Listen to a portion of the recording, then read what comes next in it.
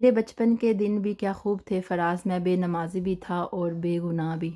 जितने सजदे जवानी में कर सकते हो कर लो, क्योंकि मैंने बुढ़ापे में अक्सर लोगों को बगैर सजदे के नमाज अदा करते हुए देखा है। मैं हंडियाँ तो पका लेती हूँ बच्चों के साथ मिल के, बच्चों तंग भी कर रहे हों फिर भी, लेकिन नमाज पढ़ना बच्चों के साथ तंग करते हुए बहुत मुश्किल लगता है। और इसी मुश्किल वक्त को आसान करने के लिए मैं ईज़ी फील करती हूँ कि बच्चे जितना मर्ज़ी तंग करें, जैसे हंडियाँ पकाती हूँ वैसे नमाज भी अदा करनी ही करनी है। अब कुछ दिखावा नहीं है, बल्कि मेरे घर की रूटीन का हिस्सा है। फजर, जोहर, असर, मगरिब, ईशा, और मगरिब की और ईशा की मैं इकट्ठी पढ़ती हूँ। इसी तरह मैं जोहर की और मैं असर की भी इकट्ठी पढ़ती हूँ। सिर्फ मसला यही है कि छोटे बच्चे पढ़ने नहीं देते। पहले मुझे अजीब लगता था सुनने में भी कि फजर की बाद जोहर और असर की और मगरिब और ईशा की नमाज का इकट्ठे पढ़ लेना चाहिए, लेकिन जब मैंने दो चार हदीसें सुनी हैं तब मुझे पता चल गया है कि ये गुनाह नहीं है, बल्कि हज़रत मोहम्मद सल्लल्लाहु अलैहि वसल्लम ने भी ऐसा किया है, इकट्ठी नमाजें पढ़ी हैं। शादी से पहले मैं अल्लाह ताला के ज़्यादा करीब थी, उतनी अब नहीं हूँ, बच्चों की वजह से ओबियसली टाइम नहीं मिलता, लेकिन मैं अंदर से बड़ी सेंसिटिव थी और अब भी हूँ। नमाज़ पढ़ने के बाद मैं और भी ज़्यादा दिल से नरम हो जाती हूँ। जब नमाज़ छूटती है तो दिल भारी रहता है। हाँ जी, अस्सलाम वालेकुम, कैसे हैं आप सब? हम सब बिल्कुल ठीक हैं। आज दिन मैंने हस्बैंड के साथ की हुई है मैचिंग, और अब मैं आपके साथ वो चीज़ें शेयर करूँगी जो आपने मुझसे कमेंट में पूछी हैं। यहाँ पर जी मैं अपने इस एरिया की बात कर रही हूँ, आप सबका मुझे नहीं पता रही, ठीक है। हाँ जी, तो कमेंट्स में मुझसे किसी ने पूछा था कि यूके में ज़्यादा पैसे मिलते हैं बच्चों के या फिर जर्मनी में ज़्यादा मिलते हैं। अच्छा, तो यूके में ना आपको मंथली बेनिफिट नहीं मिलते बच्चों के, वहाँ पे आपको वीकली के हिसाब से पैसे मिलते हैं। अगर आपका एक बच्चा है तो आपको 21 पाउंड मिलते हैं, अगर दो बच्चे हैं तो आपके 40 पाउंड बन जाते हैं।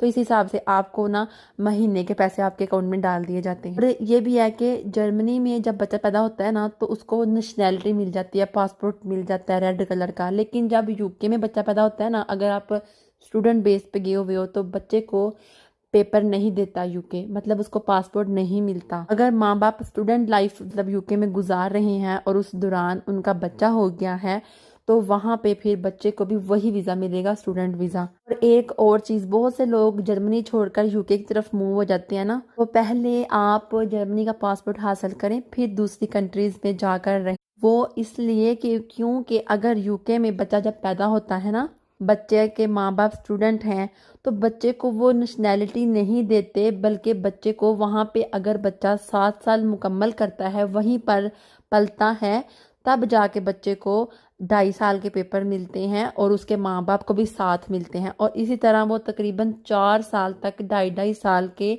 वीज़े जब उनको मिल जाते हैं तो तकरीबन तकरीबन 17 साल के बाद फिर बच्चा अपनी नेशनैलिटी अप्लाई कर लेता है और उसके साथ फिर उसके माँ बाप को भी मिल जाती है। मतलब कि ऐसा नहीं होता कि बच्चा पैदा हो चुका है और उसी वक्त उसको नेशनैलिटी मिल जाए 1-2 माह के अंदर अंदर।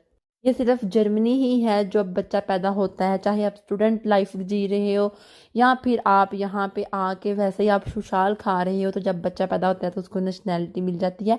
ऐसा यूके में नहीं। जर्मनी में जब बच्चा पैदा होता है तो चाहे माँ बाप यहाँ के पासपोर्ट है उनके पास चाहे नहीं है, लेकिन यहाँ जर्मनी की हुकूमत बच्चों को जब बच्चा पैदा होने वाला होता है तो उसके सारे अखराजात के पैसे देता है। बर्थ के लिए जितनी भी चीज़ें आपने लेनी है उसकी हर एक चीज़ के लिए पैसे जर्मनी की हुकूमत देती है, जबकि यहाँ की जो हुकूमत है बच्चों को ज़्यादा बेनिफिट देती है कंपेयर ऑफ यूके, ठीक है।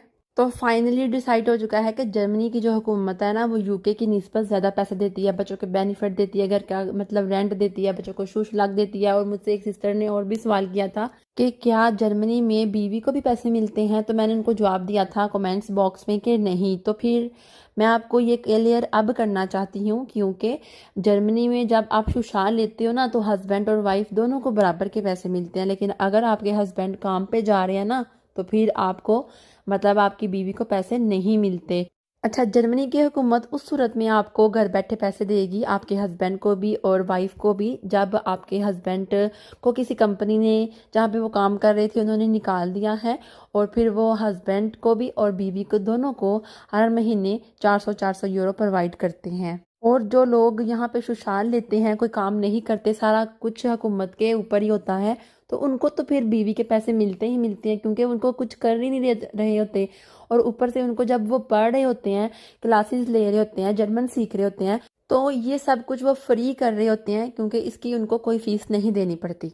फिर किसी ने कहा था कि मेरा बेटा पा ही जाए, मतलब बच्चा पा ही जाए, तो क्या इसको ज़्यादा बेनिफिट मिलेंगे? नहीं, उस बच्चे को भी उतने ही बेनिफिट मिलेंगे जितने कि आपके नॉर्मल बच्चों को बेनिफिट मिलेंगे। जैसे कि आपके नॉर्मल बच्चे के 250 यूरो हैं, शूज लाख भी बीच में है, अगर वो नूगेल्ड आप अप्लाई करते हो तो वो भी बीच में है, तो वो भी सारा कुछ मिला के आप सब बच्चों का इकट्ठा ही होगा। और हाँ, अगर आपने इलाज करवाना है यहाँ से जर्मनी के हॉस्पिटल से, तो फिर आपको आओखा भी बना मिलेगा और वो भी आपका बिल्कुल फ्री होगा और उसका आप इलाज करवा सकते हो मुफ्त में। लेकिन ये नहीं है कि उसके आपको डबल पैसे मिलेंगे, उसके भी उतने ही पैसे मिलेंगे जितने कि आपको एक नॉर्मल चिल्ड के मिलते हैं। और किसी ने कहा था कि कैसे अप्लाई करें हम लोग, ये पैसे कहाँ पे जाके अप्लाई करते हैं? तो ये देखें, यहाँ पर जाके आपने अप्लाई करने होते हैं अपने बच्चों के पैसे, अपने वोनुगेल्ड, अपने शूशला गेल्ड। तो ये बेसिकली हम लोगों की हैं, गैर मुल्की होते हैं जर्मन में, उनकी सहूलतों के लिए ये अदारा बनाया जाता है, जहाँ पे जाके आप अपनी मतलब बेसिक प्रॉब्लम बता सकते हो, फिर वो अप्लाई कर देते हैं खुद से ही। तो आपने बस वो लेटर लेना है और बॉक्स में डाल देना है, वो आपको खुद ही बता देंगे कि आपने कहाँ जाके बॉक्स में डालना है। तो इस तरह से ना आप अपने बच्चों के पैसे अप्लाई कर सकते हैं। और ये आपने अपने इर्द गिर्द देखना है कि आपके इर्द गिर्द ये वाला इदारा कहाँ पे है। इसका नाम है रोड क्रॉस, ठीक है। तो आपने इसको गूगल पे सर्च करना है, उसके बाद आपने यहाँ पे पहुंच जाना है। आपको इसके लिए चाहिए होंगे, जो भी आप जा रहे हो, अपना औफन थाल चाहिए होगी, मतलब कि यहाँ का जो कार्ड होता है शनाख्ती कार्ड, और जिस बच्चे के पैसे मतलब अप्लाई करने हैं उसका भी मतलब कार्ड आपको चाहिए होगा, माँ का भी कार्ड चाहिए होगा। अगर आप लोगों के पास ये सब कुछ नहीं है तो आपके पास जो भी यहाँ पे रहने के लिए सबूत है ना, आपने सिर्फ वही लेके चले जाना है। अगर आप पेपर हैं आपके पास तब भी, और अगर नहीं है तब भी आपने यहाँ पे जाके अप्लाई कर देना है। और अगर पेपर नहीं है तो साफ साफ बताएं उनको, आपकी ज़्यादा हेल्प हो जाएगी फिर इस तरह। क्योंकि जिनके पास पेपर नहीं होते जर्मनी में, उनको हुकूमत सारा टोटली खर्चा देती है। घर का किराया, बिजली का बिल, पानी का बिल, आपके बच्चों की फीसिस, आपके बच्चों का खाना पीना, आपका खाना पीना, आपके हस्बैंड का 400 यूरो, आपकी बीवी का 400 यूरो, टोटली सब कुछ। बस नेट का बिल नहीं देती, वो आपने खुद से देना होता है। बहुत से लोग ऐसे हैं, जब मैं जर्मनी की तारीफ करती हूँ तो उनको आग लग जाती है। वो कहते हैं कि मैं मुसलमान ही नहीं हूँ, मैं पाकिस्तानी ही नहीं हूँ। अब जो है वो है, जलने की ज़रूरत क्या है? इतना घटिया मुल्क नहीं है ये, बहुत अच्छा मुल्क है और मैं इसकी तारीफ करूंगी ही करूंगी, आप चाहे जो मर्जी करो, ठीक है। लास्ट टाइम एक सवाल आया था कि शूशला गेल्ड हमें नहीं मिलते, तो उनको नहीं मिलते जिनकी हस्बैंड काम पर नहीं जाते। जिन लोगों के पास जर्मनी के पेपर हैं, उनके बच्चे जब स्कूल जाते हैं तो उनको भी खाना फ्री मिलता है। बाज़ लोग पे करते हैं क्योंकि वो बिजनेसमैन होते हैं, जैसे कि हम बिजनेसमैन नहीं हैं तो हम लोगों को खाना के पैसे नहीं करने पड़ते, बल्कि हम एक फतराग लगाते हैं जिसके ऊपर हम ये मेंशन करते हैं। और फिर उसके बाद हमारा तकरीबन 6 माह तक का कॉन्ट्रैक्ट हो जाता है और 6 माह तक हमारा बच्चा फ्री खाना खा सकता है।